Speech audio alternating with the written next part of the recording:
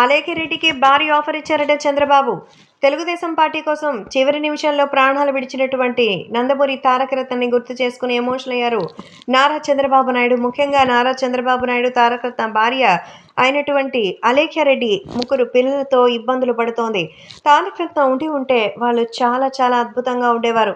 కానీ ఈరోజు తను లేకపోవడం చాలా బాధాకరమైన విషయమే. కాబట్టే ఇప్పుడు వాళ్ళిద్దరికీ సంబంధించిన విషయం చూసి కన్నీళ్లు పెట్టుకుంటున్నారు. కాబట్టి ఎంతో అద్భుతంగా వాళ్ళ లైఫ్‌లో మర్చిపోలేనటువంటి రోజుగా మరి రాబోయే తరంలో ఉండాలని మన చంద్రబాబు నాయుడు గారైతే తన కోసం ఒక మంచి పదవి ఇవ్వడానికి సిద్ధంగా ఉన్నట్టుగా సమాచారం.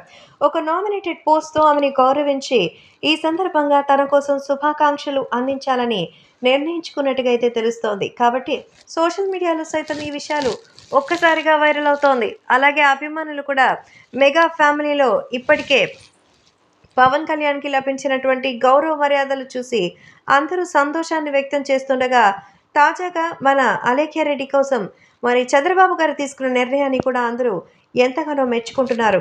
సో, నారా చంద్రబాబు నాయుడు గారు అలేఖ్యారెడ్డి కోసం అందించినటువంటి ఈ గౌరవాన్ని, గుర్తింపుని మెగా అభిమానులు కూడా మెచ్చుకుంటున్నారు. సో, అలేఖ్యారెడ్డి తారకరత్న గురించి ఇంకా కన్నీళ్లు పెట్టుకుంటూనే ఉంది.